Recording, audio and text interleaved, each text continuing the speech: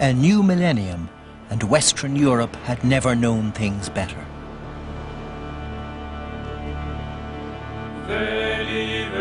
The worst of Viking and Saracen raids were over.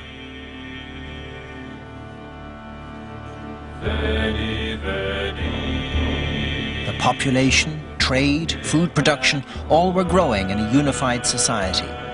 At the core of this society, the acceptance of common religious beliefs.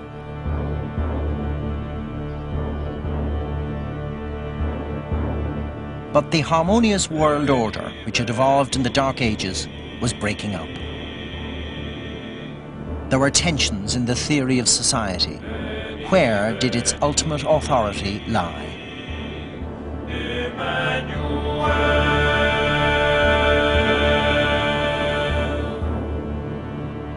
The popes had been claiming to be vicars of St. Peter for centuries.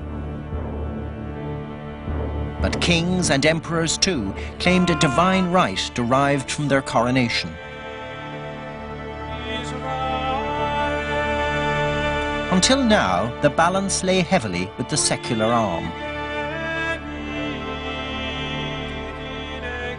The degradation to which the papacy had sunk during the aptly named Age of the Whores changed more by German kings than anything else.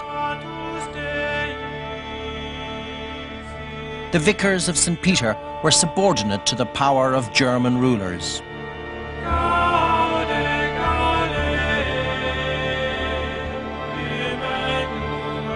But change, reform, was in the air. The main thrust for reform in the church was to try to get rid of sleaze. They called it simony, which means buying bishoprics, purchasing ecclesiastical offices, giving money for ecclesiastical revenues, buying ordination, and so on. And they had an enormous sense of, rather like a modern Italian may do, of living in Sleazeville. And one of the leaders says, simony is universal in France and in Germany and almost the whole of Italy. As often the case, the quest for reform came from below, from the monks. The Abbey of Cluny in France. Following the French Revolution, left in ruins, but in the 10th century, this was a powerhouse for reform. Its founder had left it free from any lay control. The abbot was dependent on no one but the Pope. The abbey sent out a regular force of reforming monks. In an age when married clergy were the norm, here were men devoted to the strict rules of celibacy and chastity. As the church was trying to impose more strict rules of marriage, of one wife for her husband, so I think they thought that they would rather see priests who were chaste. They wanted to hear more sermons, and sermons on religious life, on the Bible, Testament, and those were all models which were not being carried out by the clergy at the time. Not even by the papacy. Its field of vision was immersed in Roman feuds. The devout German Emperor Henry III intervened and duly appointed 4 German popes, one after the other. Clement, Damasus, Leo, Victor. All names of popes of the early pure church. These were truly the servants of Christ, the heirs of Peter, reforming popes. Not brought up in the suffocating atmosphere of Rome, they had a wider European perspective. Leo IX left Rome immediately after his coronation to carry the message of reform to the churches of France and Italy. But the age-old question of Constantinople cropped up again, and with it the question of papal authority.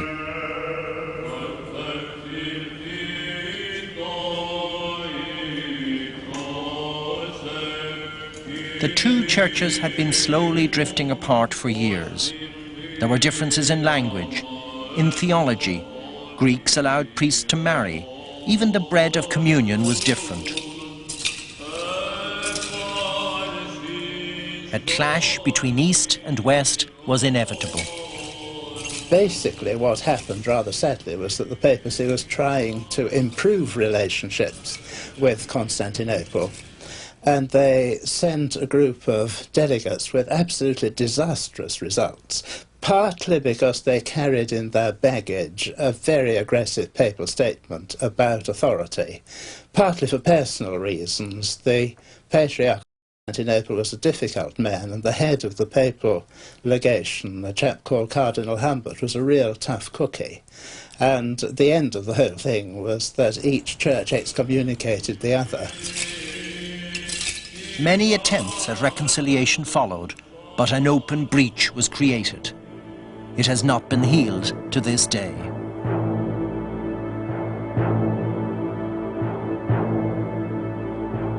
Power dominated the imagination of the papacy, and it had to be asserted to bring about reform in the West as well.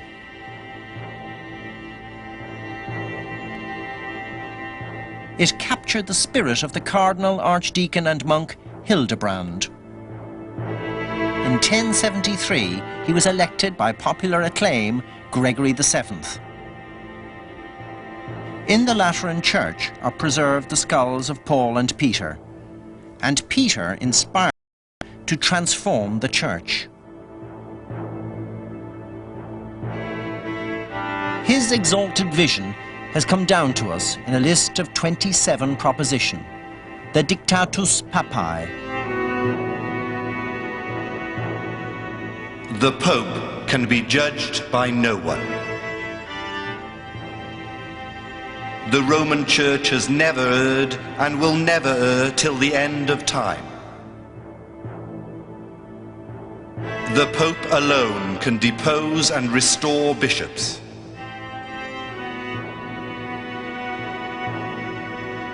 He alone can make new laws, set up new bishoprics, and divide old ones. He alone can call general councils and authorize canon law. He can depose emperors. He can absolve subjects from their allegiance. All princes should kiss his feet. Such a vision of papal power was bound to lead to conflict with the emperor, and it came in 1076.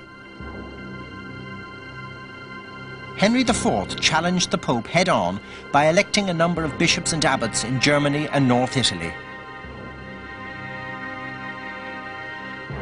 When the Pope objected, he denounced Gregory as a false monk and pronounced him deposed. Gregory's reply was no less uncompromising. I prohibit Henry from ruling in Germany and Italy. I release all Christians from the oaths which they have sworn to him, and I bind to the bonds of anathema. The Pope's pronouncement provided Henry's enemies with an excuse to rise against him. To save his throne, he came here, to the castle at Canossa in central Italy. Gregory kept him waiting in the snow. Eventually, the Pope emerged and made Henry kiss his stirrup in a gesture of humiliation before he accepted reconciliation. A mighty Pope indeed, then. Or was he? There's a great disagreement about Gregory among historians. I personally regard him as a dangerous driver who eventually drove the car of reform into the ditch. He saw himself as doing nothing new. Nothing. He said, but I have changed nothing. I haven't done anything. All I want to do is to follow the gospel. I think he genuinely didn't think of himself as doing anything different. But he did identify himself strongly with St. Peter. This identification had challenged the sacred aura of kings. To men like Henry, who believed that they too were vicars of God, Gregory's view seemed like blasphemy. Gregory split the church. He was also to destroy himself.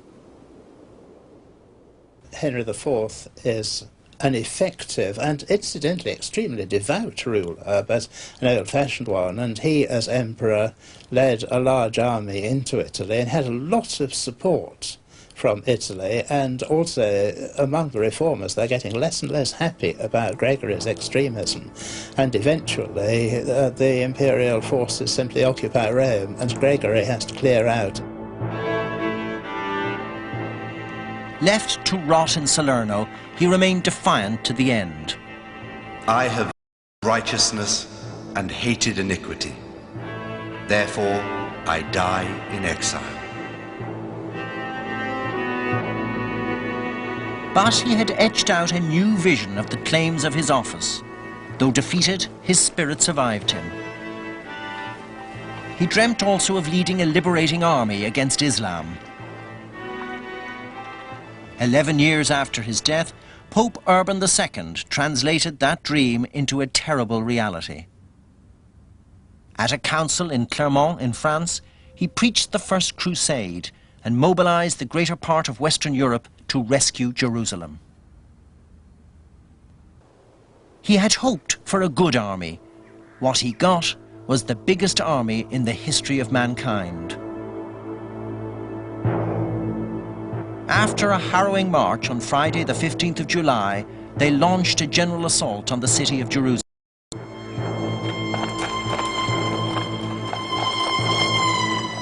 It was carnage, and accounts tell of men wading in blood up to their ankles.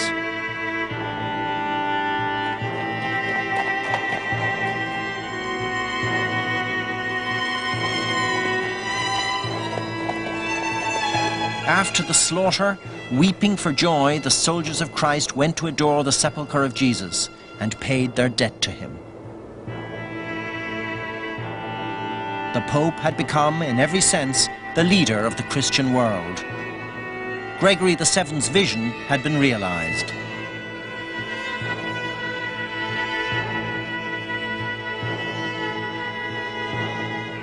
Urban had preached that for those who fought would be granted forgiveness of all their sins. To those who fell in battle, the crown of martyrdom.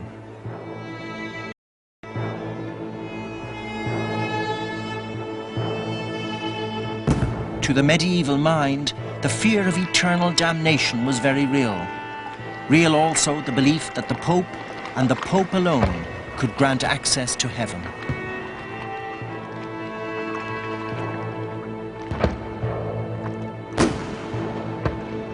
In proclaiming the crusade, Urban appealed to a sense of a universal Christian cause. The Pope, not any earthly king or emperor, was the unquestioned head of such a cause. A cause that led men to their Maker, their sins forgiven, access to heaven assured.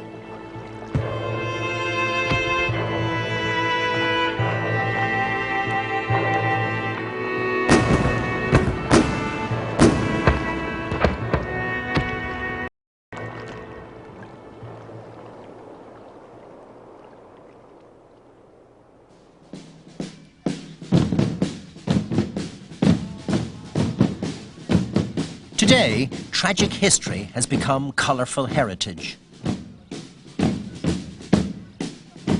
The Crusades, despite their un-Christian militarism, despite their even racial undertones, offer a chance for pageant and fun. Here in Aigues-Mortes, in the south of France, that past is celebrated.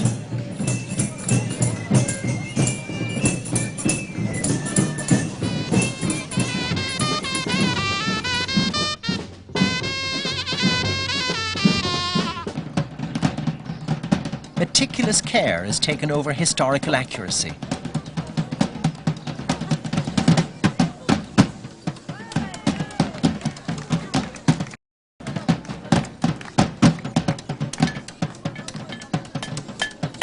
Some have argued that the early Crusaders were nothing other than mercenary adventurers, land-hungry and penniless younger sons, desperate for a career opening which might bring them fame, fortune, or at least the hope of a little rape and pillage. Certainly, as crusade followed crusade, a huge range of men and motives were to be involved. Still, most crusaders made huge personal and financial sacrifices. There can be no doubting the spiritual and religious drive, which, to begin with at least, underlay the response to the call to the cross. A call inspired by the papacy.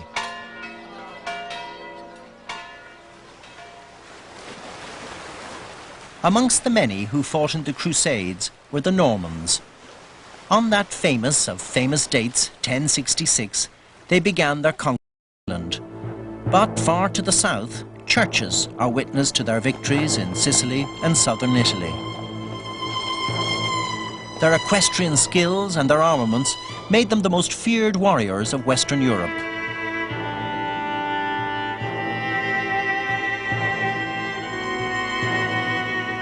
The earliest invaders into southern Italy were little more than thugs. They conquered and ruled by the sword.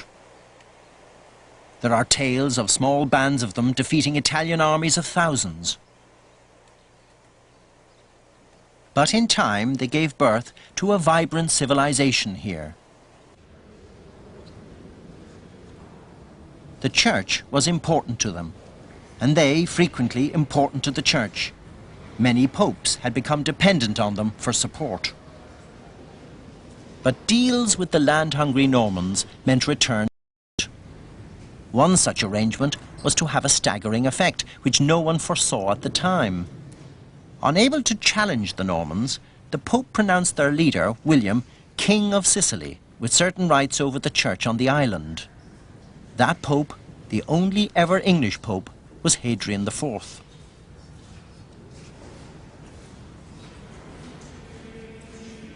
He extended that right to the northern relations of the Normans in England.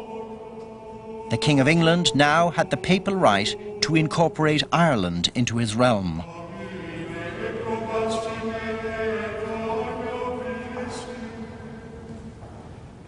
The church in Ireland at the time was already experiencing the stirrings of reform. The permissiveness of Irish social and sexual customs, the still tribal church organisation there, these were shocked. The Irish were not men but beasts, wallowing in vice. The reforming church would change all this. That, unquestionably, was Hadrian IV's devout hope and belief.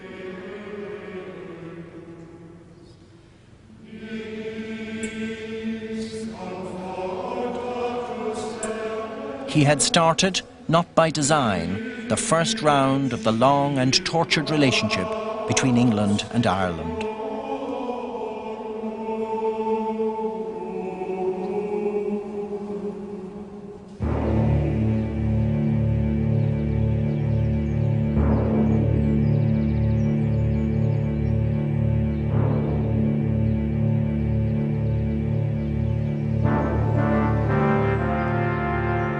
These churches are a living testimony to the power of the medieval church over men's minds.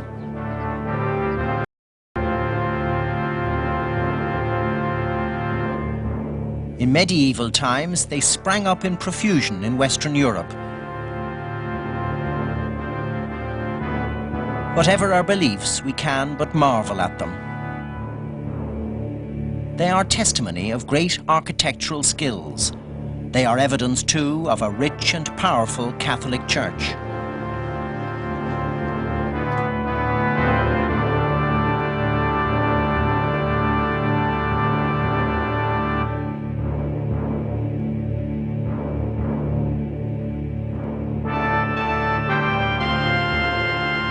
But great buildings were not built by faith alone.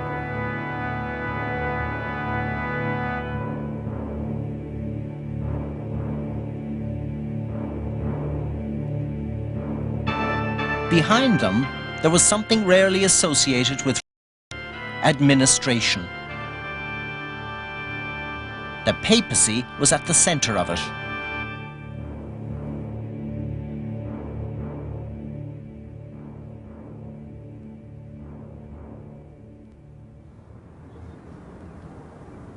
The city of Bologna in northern Italy. By the 12th century, it had earned itself a great reputation for teaching. Not religious teaching, not theology. This was a great centre for the law. Many popes were trained here, and it's an indication of the way of things that there were no saints among the 12th century popes.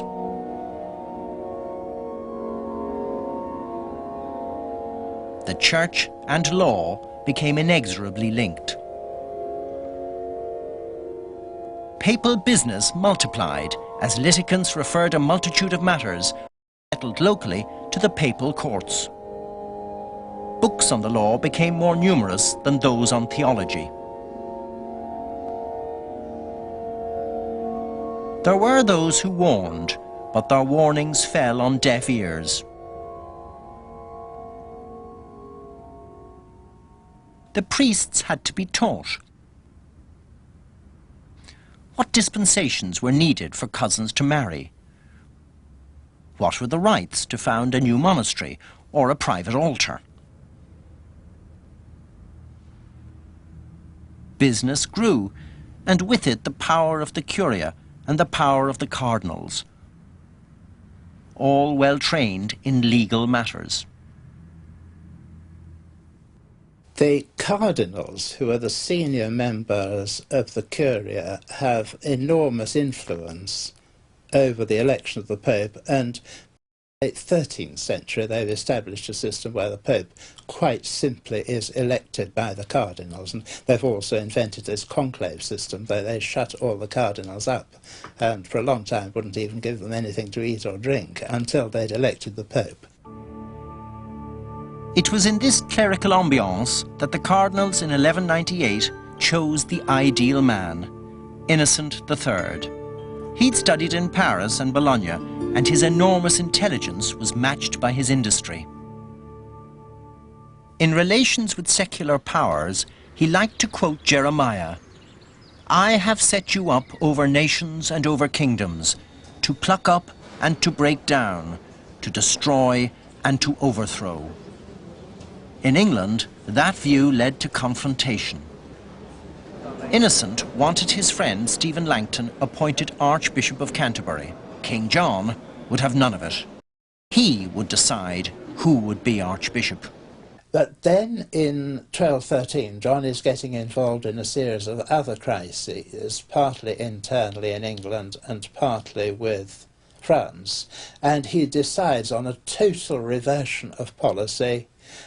He recognises Innocent, is reconciled with him, and actually accepts him as overlord of England. Now, I'm afraid Innocent didn't see what was happening. For all his canniness as a politician, he was taken in by John. He thought this was absolutely terrific.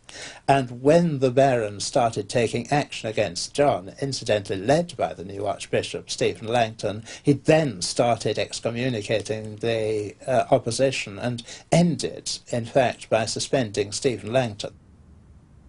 King John's seal and one of England's most important documents, the Magna Carta.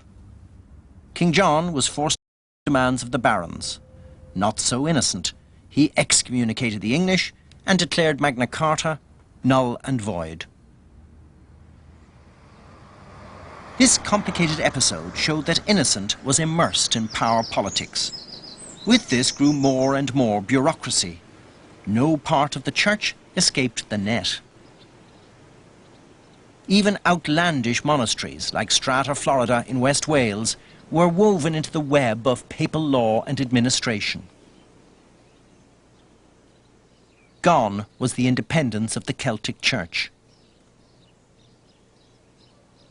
But underlying everything was a genuine urge for pastoral reform. This was the aim of the Fourth Lateran Council, Innocent's greatest achievement. It tackled an enormous range of issues, including the establishment of Orthodox teaching. This was the council that defined the doctrine of transubstantiation. The bread and wine become the body and blood of Christ. It's a definition still held by the Church today. A centralized control reached all the most intimate aspects of Christian life. Every Catholic was now obliged to go to confession and communion to the parish priest at least once a year.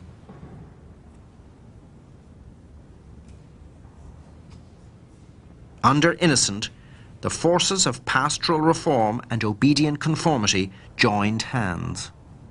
The chain of command reached all things, from pope to peasant. But Innocent had to face those who did not conform.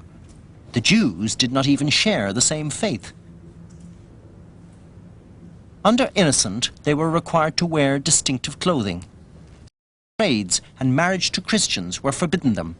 They had to live in special areas, the ghetto.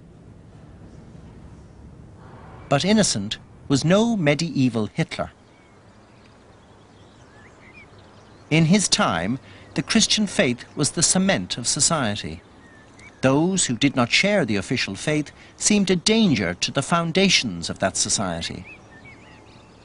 Conformity, orthodoxy. But always in society there are individuals, the nonconformist, the unorthodox. One such nonconformist was born here, to a worldly merchant class who formed the moneyed elite of so many Italian cities. A young man, he delighted in expensive living, flashy clothes, and nurtured dreams of military fame. The town is a... The young man, Francis. A growing awareness of the plight of the poor, in whom he saw the face of Christ, led Francis to repudiate his father's wealth. He identified himself with the destitute underclass. Disciples gathered round him, following a simple set of rules derived from the Gospels. Groups of this sort had been common enough in Italy. The Church had always suppressed them. Francis was different. A deeply devout Catholic, he revered the sacraments and the Church's teachings and had a deep respect, even for wicked priests. In 1210, he set himself to win papal approval for his movement. Problem is that we don't have any written evidence from Innocent III or about what went on between them.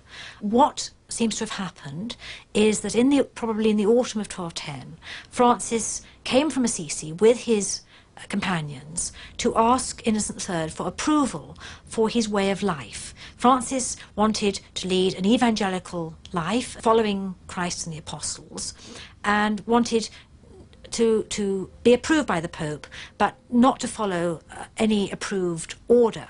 The legend is, of course, that Innocent rejects Francis in the first place and goes away and has a dream, and dreams that he sees a young man holding up the Lateran on his shoulder and supporting the Church and saving the Church. And I'm sure that that represents what Innocent did believe about what Francis's power was. Innocent has the problem of how he's going to sell this rather unattractive individual, perhaps, to his cardinals and to the Curia and to the Church at large. How he does, I think, is really rather clever. Francis is presented as the norm of evangelical perfection. His way of life is the most perfect evangelical life that could be lived by a layman. Francis and his companions are laymen, they're not priests, they're not in orders. And so what Innocent does is to tonsure, have Francis tonsured, have his head shaved, and Francis swears an oath of obedience to the Pope, and Francis's companions swear an oath of obedience to Francis. And he is then given the licentia ubique praedicandi, the license to preach anywhere. I've always said, I think, that without Innocent III, there would have been no St. Francis. Francis could well have remained in the wilderness. His ragged clothes remain, the proud possession of the Church in Assisi. He had formed the fastest growing movement within the Church. Almost from the start, the movement polarized. Those who insisted on absolute poverty, and those, in the interest of practical realism, who sought to come to terms with property. The realists triumphed. Their victory is embodied in the elaborate papal basilica erected with supreme irony over the bones of the little poor man of Assisi. But that's another story. In Innocent's day, the Franciscans shared with their Pope the spirit of evangelical reform. There were other such movements not so delicately handled by Innocent. In the south of France, the worldliness of the church produced waves of revulsion amongst devout Christians. Here, that revulsion spun off into heresy with the Cathars. Their leaders, mighty orators, converted villages and towns throughout the Languedoc with a calling for a pure, simple Christian life. These leaders followed strict written rules. They ate no meat, abstained from sex, and denied the Church's sacraments. Rome, to them, was the whore of Babylon, the Pope Antichrist. Les Cathars prétendaient être les descendants des apôtres. Ils s'appelaient eux-mêmes pauvres du Christ, chrétiens ou apôtres. L'Église romaine les a nommés, dénoncés comme hérétiques, comme apôtres de Satan. Donc déjà, on voit le problème. Ils prétendaient être la vraie Église du Christ. À partir de l'an 1000, ils prétendaient suivre la voie des apôtres, alors que la papauté les a dénoncés pour ne rejeter tout ce qui était institution ecclésiastique, tout ce que les conciles, les pères de l'Église, avaient ajouté au message nu du Nouveau Testament. At first, attempts were made to persuade them back to Mother Church by the founder of the First Order of Preachers, Dominic. He failed. Then, when one of Innocent's legates was killed by Cathar extremists, the Pope turned to force. A new crusade was preached, this time in Christian Europe. At Béziers, a massive army congregated to root out the heretics. Women, children and the elderly fled to the church for sanctuary, Cathars and Catholics alike. The Crusaders smashed their way in, and the cry went out, "Kill them all, God will know his own." The blood-hungry Crusaders marched on to Carcassonne. Its fortifications were no defence against such a force. The inhabitants were routed, fleeing almost naked, taking with them, in the words of one Crusader, nothing but their sins. At nearby Bram, the Crusaders, led now by Simon de Montfort, spared the citizens their lives. They were tied together in lines, their noses hacked off, their eyes gouged out. A one-eyed man led the pathetic procession to the next village, to warn.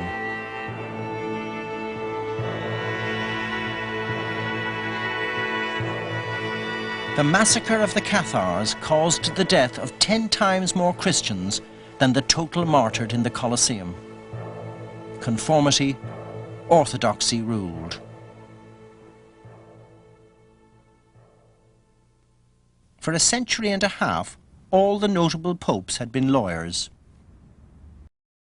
In 1294, another Bologna-trained cleric, Boniface VIII, was elected.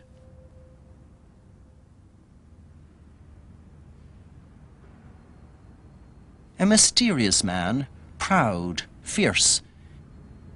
He was to take a step too far. In 1300, he declared the first Jubilee, or Holy Year. Thousands of pilgrims flocked to Rome, adding enormously to the prestige of the papacy. Boniface also displayed some of the worst sides of clerical careerism, enriching his relatives at the expense of the church and waging war against his family's traditional rivals, the Colonna. His many enemies spread disturbing rumours. Sex with boys or women, he was said, was no worse a sin than rubbing one hand against another. Even more disturbingly, he was said to have been a non-believer, rejecting the resurrection. But he did believe in the papacy, passionately. He claimed that it was altogether necessary for salvation, for every human creature to be subject to the Roman pontiff. Here in Anagni, to the south of Rome, that claim led to trouble. Boniface led a war of propaganda against his detractors, especially the French. He even prepared a bull excommunicating the King of France, but before it could be promulgated, the French struck.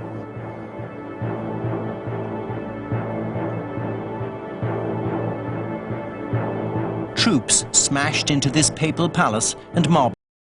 In full papal regalia, Boniface shouted, "Here is my neck, here is my head." The troops drew back.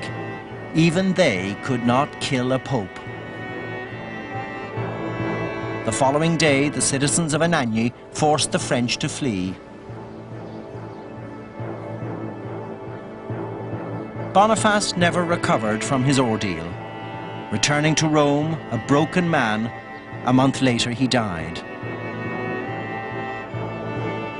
The outrage of Anagni shocked Italy and Europe, but in a real sense, it called the bluff of the high doctrine of the medieval papacy.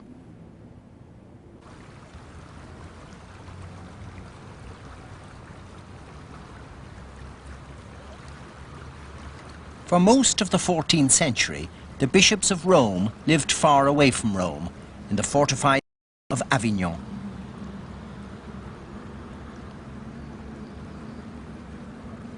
The magnificent buildings here are the remains of what has come to be seen as one of the low points of the papacy, its Babylonian captivity. It started by accident, the election of the Bologna-trained lawyer-cleric Clement V. Anxious to please the King of France, he was crowned in Lyon. The move to Avignon was only intended as a short-term stay. At the time, it seemed a good move. Far more central than Rome, it was more accessible to the many who now had business in the papal court. The papacy also was well out of squabbling Roman politics. In Avignon, they were elected formally by the College of Cardinals. The Third Lateran Council of 1179 had finally, if you like, canonically laid down what the process of papal election was to be. It was to be by the College of Cardinals exclusively. Hitherto, the Roman population had taken part, the aristocratic factions within Rome, and above all the emperor, had been parties, as it were, to the papal election. Now it formally resided with the College of Cardinals. The truth was, of course, that meant that pressure was put on to have a College of Cardinals created, which was amenable to suggestions as to who should be the next pope. And the next pope was French. So were most of the cardinals.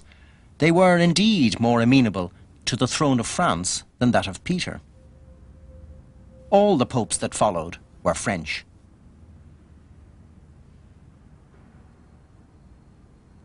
In Avignon, he had become the servant of the King of France. They were not all bad popes. John XXII, a person of simple habits and sober living, introduced a rigorous regime into Avignon. Yet he was confronted by a growing rift between gospel values and the machinery of the medieval church. The church was wealthy, powerful, woven into the politics of Europe. The left wing of the Franciscan movement denounced all this wealth and power. Christ, they claimed, had owned nothing, and so the church must renounce all wealth, all power. For all his austerity, John knew that these views would dissolve society itself. He condemned the dogma of apostolic poverty. The Franciscans who disagreed were handed over to the Inquisition, burnt at the stake.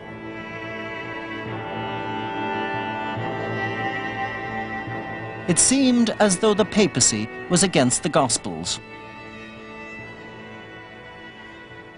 His successor was in many ways the opposite. Benedict XII was a man of the people, a Cistercian monk.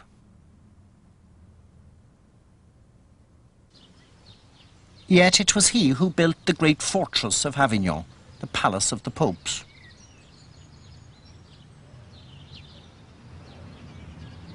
This was a structure built to stand. The papacy was here to stay. There was no yearning for a return to Rome. His successor, Clement VI, was the opposite again, a grand seigneur. Totally aligned to the King of France, he was a real big spender. His own private morals were notorious. Money was spent freely, and a good time had by all.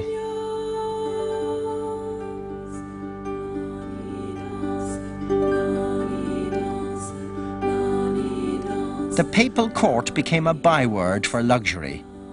Avignon flourished. Tout d'abord parce que donc la ville va accueillir une population nouvelle, souvent cosmopolite, population qui sera constituée aussi bien de maçons, d'artisans, d'artistes que de cardinaux. Ces cardinaux, nombreux, viennent à Avignon accompagnés d'un grand nombre de familiers, de leur entourage, et ils vont se faire construire dans Avignon, mais aussi dans les environs, et notamment à Villeneuve-les-Avignon, de l'autre côté du Rhône. Ils vont faire construire un certain nombre de petits palais, résidences qui sont appelées les livrées cardinalices, souvent pourvues de tours. Ces résidences vont transformer considérablement le paysage urbain.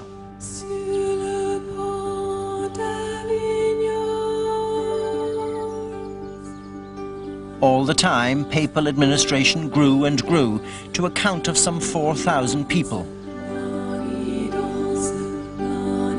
And when the living was easy, reform was not.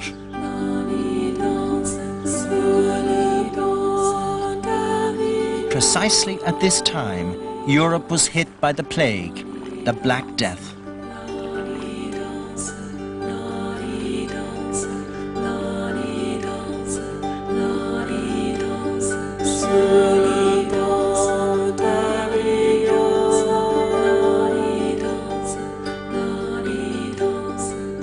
To many, God's visitation on a sinful world, a sinful church, and a particularly sinful papacy.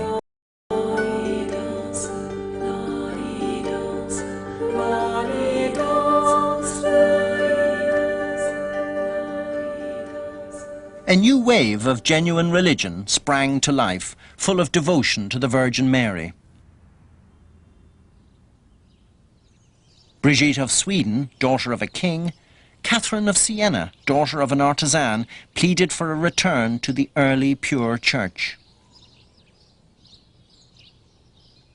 In Avignon, the papacy was trapped by the system and by the cardinals. The Pope is virtually always an ex-cardinal by this time, by the 14th century, and in fact that's hardly changed ever since. They almost always elect from their own numbers. They're enormously powerful, they have huge wealth, a whole series of bishoprics and appointments within the various national churches, and exceedingly capable and skilled men, many of them lawyers by training. We tend to think that the medieval church must have been governed by people who are trained in theology. On the whole, it wasn't. It was just governed by lawyers. This was not religion, said the detractors. It was a bureaucratic system. Was it the King of France or the relics of the apostles that gave power to the papacy? It had to return from Avignon to its rightful place, to Rome. Another French pope was elected, Gregory XI. French, yes, but devout too. He shared the same yearnings as the reformers and believed Rome to be the only true home for him. In 1377, the Babylonian captivity ended. The papacy was Rome. Then, within months, Gregory was dead.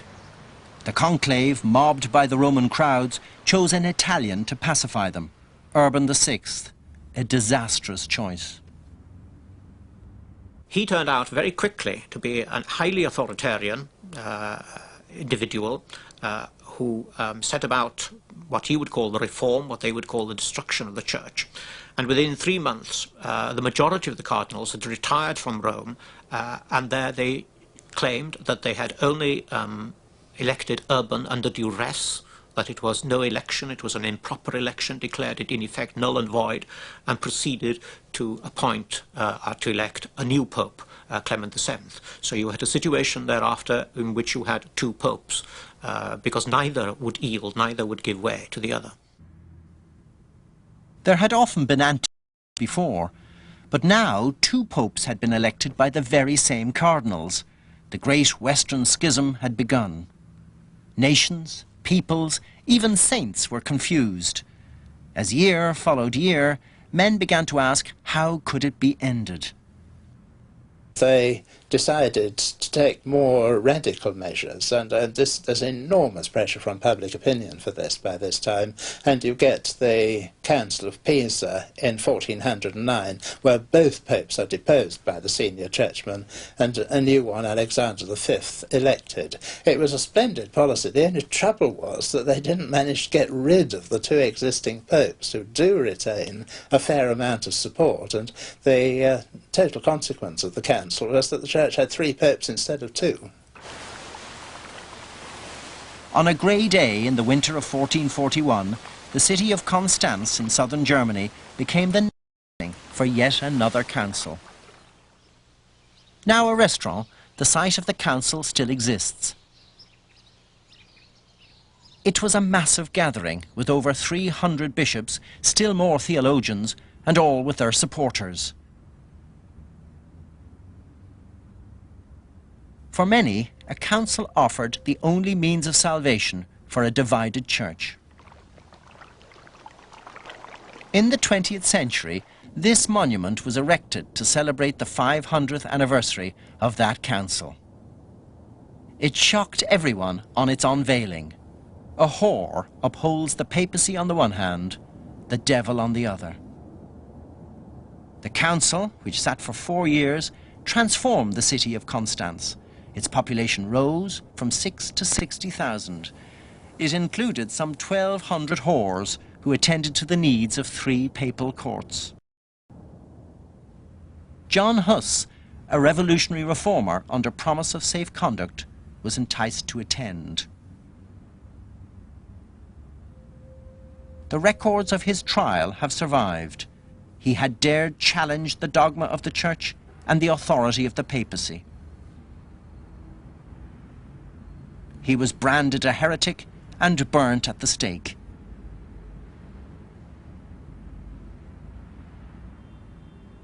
In Innocent's day, the Church had coped with Francis. Now it could not cope with a reformer like Huss. The papacy had no integrity in anything, said its detractors. This was a corrupt church led by a corrupt papacy. Many sought genuine reform and wanted the council to override the power of the papacy. All wanted the schism ended. The arguments raged, but in the end, an agreement of sorts was reached. The 3 popes were all deposed, and the Roman, Martin V, elected the one true pope. With his coronation, the schism was ended. The divisions of the Church were, it seemed, healed at last. Nothing could have been further from the truth.